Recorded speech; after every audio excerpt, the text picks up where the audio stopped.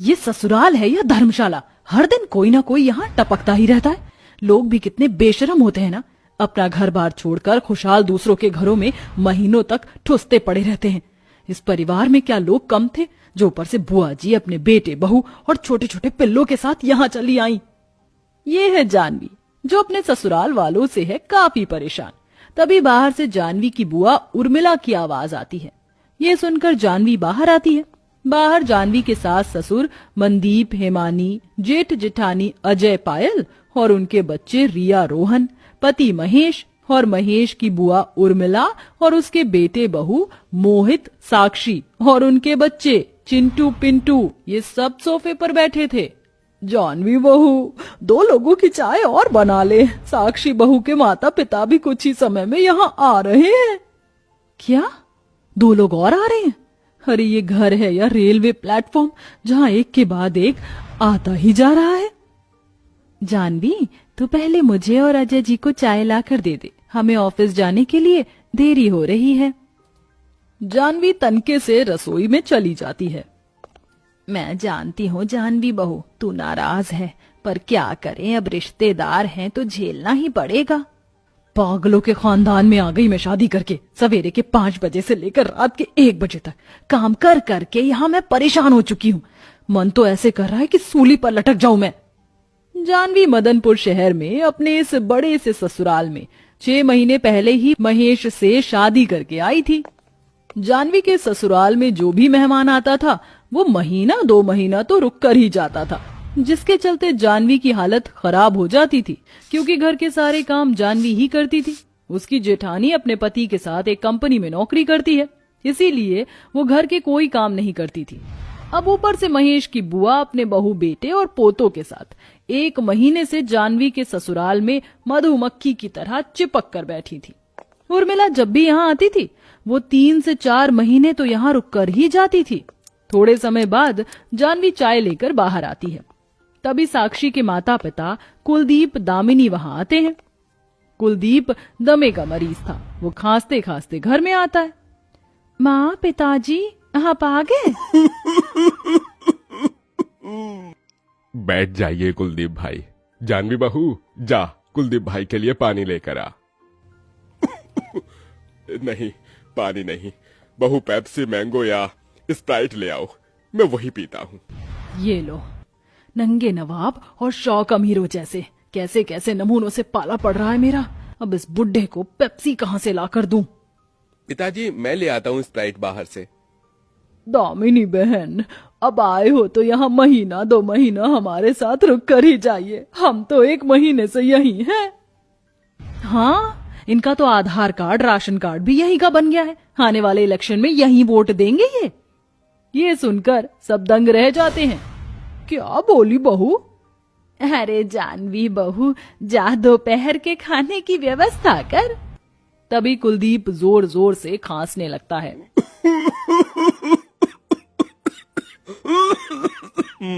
अरे इसे कोई दवाई पिला दो, वरना खांस खांस कर यहीं मर जाएगा ये। दोपहर का समय, सब खाना खाने बैठे थे। तभी मोहित का बेटा पिंटू खाने के बर्तन में ही सूसू कर देता है। अरे ये क्या कर दिया इसने तो सारा खाना ही गंदा कर दिया। पिंटू, ये क्या बदतमीजी है? ऐसे खाने में सूसू नहीं करते, बदतमीज। पापा, वो जोर से आ गई थी सुसु। क्या मुसीबत है ये? कितनी मेहनत से मैंने खाना बनाया था, अब दोबारा से सबके लिए खाना बनाना पड़ेगा।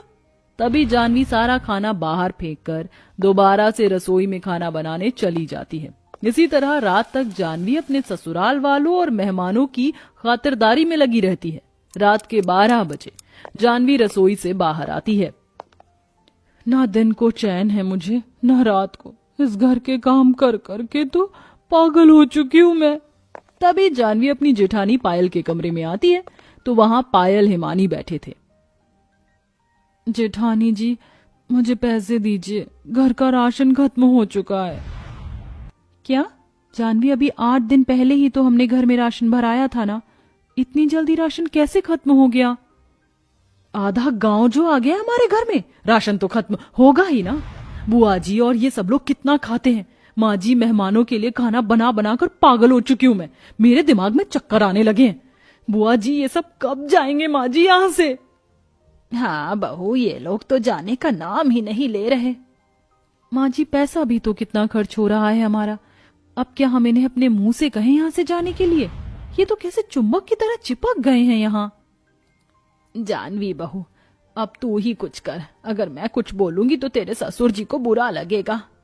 अगले दिन सवेरे महेश, अजय और पायल तीनों अपने काम पर चले जाते। महेश उसी शहर के कारखाने में छोटी मोटी मजदूरी करता है। महेश के परिवार का गुजारा अजय और पायल की कमाई से ही चलता था। कुछ दिन यूं बीत जाते हैं। जानवी और उसके ससुराल वाले उर्मिला और उसके परिवार वालों से काफी परेशान हो चुके थे, और सबसे ज्यादा जानवी, क्योंकि उसे घोड़े की तरह घर के काम के साथ साथ सारे मेहमानों की खातिरदारी भी करनी पड़ती है। एक दिन सवेरे जानवी रसोई में थी और महेश बाहर सबके साथ बैठा जानवी को बार बार चाय के लिए कह रहा था। अरे जानवी, चाय लाना, मुझे काम पर जाने के लिए देर हो रही है। क्या है महेश जी, क्यों चिल्ला रहे हो? चाय बनने में समय तो लगता है ना, मैं भी इंसान हूँ, कोई मशीन नहीं। जमाने भर के लोग इस घर में आकर बैठ गए, इतने लोगों के लिए चाय बनाने में समय तो लगेगा ही ना। ये सुनकर उर्मिला और सब समझ जाते हैं कि जानवी उन्हें ताना दे रही है। बकवास बंद कर अपनी, वरना एक चाटा मारूंगा ना तो सारी हेकड़ी बाहर आ जाएगी तेरी। वाह रे वाह, घर के काम भी करूं मैं और ऊपर से आपकी गंदी गंदी बातें भी सुनूं। ये क्या कर रहे हो तुम दोनों? बच्चों की तरह क्यों लड़ रहे हो तुम? फिर क्या था, महेश और जानवी में काफी बहस होने लगती है। ये देखकर उर्मिला और उसके परिवार वाले दंग रह जाते हैं। इसी तरह रोज रोज जानवी कभी पायल से लड़ाई करने लगी तो कभी अपनी सास से। अब रोज रोज घर में लड़ाई देखकर उर्मिला, दामिनी परेशान हो जाते हैं। एक रात उर्मिला अपने बेटे बहू के साथ एक कमरे में थी। माँ जी, मुझे लगता है अब हमें यहाँ से अपने घर चले जाना चाहिए। आपने देखा ना, जानवी बहन और उनके परिवार वालों के बीच रोज रोज किसी न किसी बात पर बहस हो रही है। हाँ माँ, साक्षी ठीक कह रही है। वैसे भी हम काफी दिनों से यहाँ हैं। अरे बेवकूफो, यहाँ रहने से हमें बढ़िया बढ़िया पकवान खाने को मिल रहे हैं, इतना आराम मिल रहा है। हम रहते हैं ना, और यहाँ वैसे भी अपने गांव में रखा ही क्या है। हमारे घर में तो न खाने को राशन है, न पास में पैसा है। पर माँ जी, ये लोग क्या सोच रहे होंगे हमारे बारे में कि कैसे हैं हम? इतना सब देखकर भी हम यहाँ से नहीं जा रहे।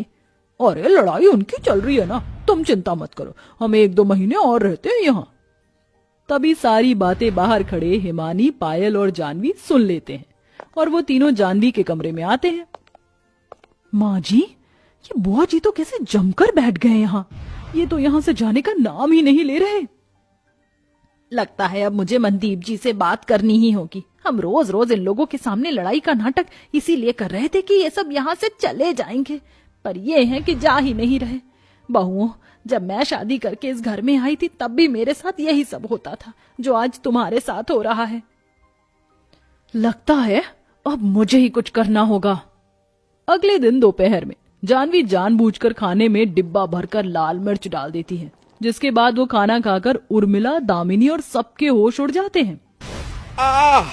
अरे बाप रे, पानी पानी लाओ जल्दी। अरे मेरा मुंह बहुत जल रहा है। आई पानी दो मुझे जल्दी। अरे जानवी बहू, तूने खाने में कितनी लाल मिर्च डाल दी? ये खाना कितना थिका हुआ हो गया। माफ करना ससुर जी, वो गलती से ज्यादा लाल मिर्च गिर गई मुझसे खाने में। सबका मुंह जलने लगता है और सब खाना खाए बिना ही अपने कमरे में चले जाते हैं। उसके बाद जानवी रोज रोज जानबूझकर खाने में ज्यादा लाल मिर्च डालने लगी, जिसके बाद कोई भी वो खाना नहीं खाता। कुछ दिन बाद उर्मिला अपने बेटे बहू के साथ कमरे में थी। माँ जी, अब तो इस घर में सही से खाना भी नहीं मिल पा रहा है। जानवी बहन खाना कितना तीखा बना रही हैं। अगर हम ऐसे ही रोज रोज भूखे रहे तो हम तो मर जाएंगे माँ जी। हाँ बहू, ठीक कहा तूने, हम कल सवेरे ही अपने गांव चले जाएंगे। उसके बाद अगले दिन उर्मिला, दामिनी अपने अपने परिवार के साथ वहां से चले जाते हैं। आखिरकार ये लोग चले ही गए। वाह जानवी बहू, क्या दिमाग लगाया तूने इन्हें भगाने का। तो फाइनली जानवी के ससुराल से सारे मेहमान चले गए और जानवी को आराम मिल गया। उसके बाद जानवी अपने ससुराल वालों के साथ खुशी खुशी अपना जीवन बिताने लगी।